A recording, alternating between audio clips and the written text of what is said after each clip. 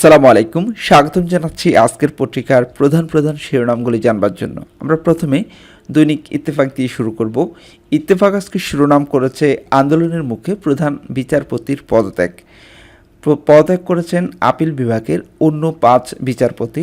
সৈয়দ রেফাত আহমেদ নতুন প্রধান বিচারপতি। পীরগঞ্জের প্রধান উপদেষ্টা ডক্টর মোহাম্মদ ইউনূস বলেছেন, আবু সাঈদের জন্য যে নতুন বাংলাদেশ পেলাম সেটি গড়ার দায়িত্ব আমাদের। এখানে আপনারা জানেন যে জনমনে একটি প্রশ্ন রয়েছে, এই অনির্বাচিত সরকার কতদিন থাকবে? এই প্রশ্নের উত্তরে ডক্টর আসিফ নজরুল বলেছেন, যতদিন দরকার ততদিন থাকবো, বেশিও না কমও না। আর ডক্টর আসিফ নজরুল ছাত্র জনতার গণ আন্দোলনে হত্যাকাণ্ডের জন্য বলেছেন, জড়িতদের দ্রুত বিচারের সিদ্ধান্ত। মন্ত্রণালয়ে কর্মকর্তাদের সঙ্গে আইন উপদেষ্টার বৈঠক। সংখ্যালঘু নিপীড়নের জন্য শাহবাগে দ্বিতীয় দিনেও অবরোধ চলছে। শিক্ষার্থীদের চাপে পদত্যাগ করলেন ঢাকা বিশ্ববিদ্যালয়ের উপাচার্য। এখানে একটি খুব গুরুত্বপূর্ণ সংবাদ রয়েছে, সেটি হচ্ছে মজুদ পর্যাপ্ত, সংকট সরবরাহে কমছে না চালের দাম। ভারতীয় সংবাদ মাধ্যম এনডিটিভিকে মির্জা ফখরুল বলেছেন, বিএনপি ক্ষমতায় গেলে ভারতের সঙ্গে সুসম্পর্ক গড়ে তুলবে। এখানে আরেকটি সংবাদ রয়েছে যেটি বর্তমান সময়ের জন্য খুবই গুরুত্বপূর্ণ, সেটি হচ্ছে 84 ভাগ থানার কার্যক্রম চালু। এবার আমরা যুগান্তর পত্রিকা দেখব। যুগান্তর পত্রিকা যে শিরোনামটি করেছে, ছাত্র জনতার গণ অভ্যুত্থানে হাসিনা সরকারের পতন, পালিয়েছেন 90 জন মন্ত্রী এমপি। এখানে বলা হচ্ছে, রংপুরের প্রধান উপদেষ্টা বলেছেন, আবু সাঈদের বাংলাদেশে কোনো ভেদাভেদ নেই। আর বাকি যুগান্তর খুব বেশি কোনো সংবাদ করেনি, এখানে কিছু বিজ্ঞাপন রয়েছে। আপনারা জানেন যে নতুন প্রধান উপদেষ্টা ডক্টর মোহাম্মদ ইউনূস তিনি বলেছেন, কোনোভাবেই যেন ছবি না দেয়া হয়, বিজ্ঞাপনে এটি বলা হচ্ছিল। তাই আজকে বিজ্ঞাপনে কোনো ছবি দেখা যাচ্ছে না। পরে আমরা যে দেখব কালের কণ্ঠ। কালের কণ্ঠ আজকে যে শিরোনামটি করেছে, বিক্ষোভের মুখে পদত্যাগ করলেন প্রধান বিচারপতি সহ 6 বিচারক।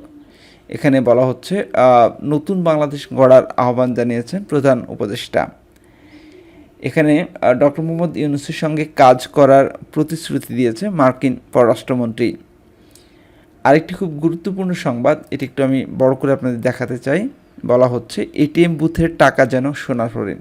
বর্তমানে এটিএম বুথে প্রায়ই টাকা পাওয়া যায় না, নগদ টাকার সংকট। নগদ টাকার সংকটে এটিএম বুথে টাকা সরবরাহ বন্ধ।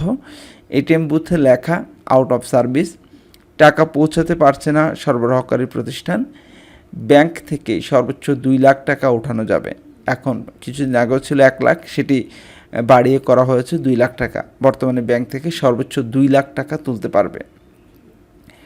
আচ্ছা, এখানে আমরা সমকাল যদি দেখি, সমকাল আজকের কী শিরোনাম করেছে? সমকাল শিরোনাম করেছে, বিক্ষোভের মুখে পদত্যাগ প্রধান বিচারপতির, আন্দোলনকারীদের বিরুদ্ধে করা মামলা প্রত্যাহার হচ্ছে। জাতি ধর্ম নির্বিশেষে আবু সাঈদ সবার সন্তান, বলেছেন প্রধান উপদেষ্টা। এখানে আরেকটি সংবাদ রয়েছে, যেটি ওয়াহিদুদ্দিন মাহমুদের একটি বিশেষ সাক্ষাৎকার। তিনি বলেছেন, অর্থনৈতিক কূটনীতিতে ডক্টর ইউনূস বাংলাদেশের বিরাট হাতিয়ার। আরেকটি সংবাদ রয়েছে, জনতা ব্যাংকে এসালমের 10,000 কোটি টাকার বেআইনি ঋণ। তারপরে আমরা দেখব বাংলাদেশ প্রতিদিন। বাংলাদেশ প্রতিদিন বলছে, উত্তাল উচ্চ আদালত। এখানে রংপুরের বাড়িতে গিয়ে স্বজনদের সান্ত্বনা প্রধান উপদেষ্টার, মহাকাব্যের নায়ক আবু সাঈদ। প্রধান বিচারপতি হলেন সৈয়দ রেফাত আহমেদ। নাহিদ ইসলাম বলেছেন, ছাত্র আন্দোলনের অন্যতম সমন্বয়ক নাহিদ ইসলাম, তিনি বলেছেন, আন্দোলনের উদ্দেশ্য এখনও পূরণ হয়নি। তারপর এখানে জামায়াতের আমির বলেছেন, পরিবর্তন যেন জাতির জন্য আশা জাগানিয়া হয়। হত্যা জড়িতদের হবে দ্রুত বিচার। আইন উপদেষ্টার বৈঠকে 5 সিদ্ধান্ত। এখানে বলা হচ্ছে, ছুটির দিনেই মন্ত্রণালয় উপদেষ্টারা, তারা ছুটির দিনেও মন্ত্রণালয়ে এসেছেন। যেহেতু প্রথম এখন অনেক কিছু বুঝতে হবে, সময় সংকট, তাই তারা ছুটির দিনেও প্রথমে এসেছেন। সরকারকে স্বাগত কানাডা, যুক্তরাজ্য এবং মালয়েশিয়ার। নিহতের ঘটনা তদন্তে বিএনপি চিঠি দেবে জাতিসংঘকে।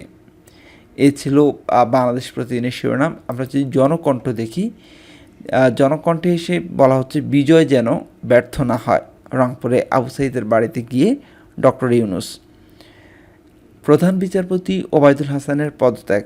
এখানে আরেকটি শিরোনাম করেছে, অর্থনীতি দ্রুত গতিশীল করাই অন্তর্বর্তী সরকারের লক্ষ্য, সাংবাদিকদের অর্থ উপদেষ্টা। প্রধান উপদেষ্টা ও উপদেষ্টারা যেসব সুবিধা পাবেন, এখানে বলা হচ্ছে তারা কি কি সুবিধা পাবেন। প্রধান উপদেষ্টাকে পেয়ে কান্নায় ভেঙে পড়লেন সাঈদের মা। এখানে ইন্টারনেট ব্ল্যাকআউটের তদন্ত করবে প্রথমে, সাক্ষাৎকারে উপদেষ্টা নাহিদ ইসলাম।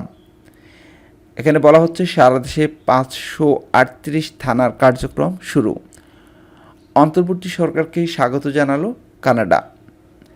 তাছাড়া এখানে আর তেমন খুব গুরুত্বপূর্ণ কোনো সংবাদ নাই, তবে এখানে আরেকটি আছে, ছাত্র জনতার বিরুদ্ধে করা সব মামলা প্রত্যাহারের সিদ্ধান্ত। এটি খুব গুরুত্বের সাথে সব পত্রিকা আজকে প্রথম পাতায় ছেপেছে। এখানে বলা হচ্ছে গণপরিবহনেকে ল্যান ব্যবহারে বাধ্য করছেন শিক্ষার্থীরা। ঢাকা মেডিকেল ছাত্র রাজনীতি নিষিদ্ধ। এখানে বলা হচ্ছে আরেকটি শিরোনাম করেছে খুব ছোট করে, ব্যাংক থেকে নগদ 2 লাখ টাকার বেশি তোলা যাবে না। এ হচ্ছে জনকণ্ঠের শিরোনাম বা জনকণ্ঠ পত্রিকায় লিখেছে। আমরা যদি নয়া দিগন্ত দেখি, নয়া দিগন্ত বলছে ড্রোন হামলায় 200 রোহিঙ্গা নিহত, আয়নাঘরে বন্দীদের মুক্তি দাবি।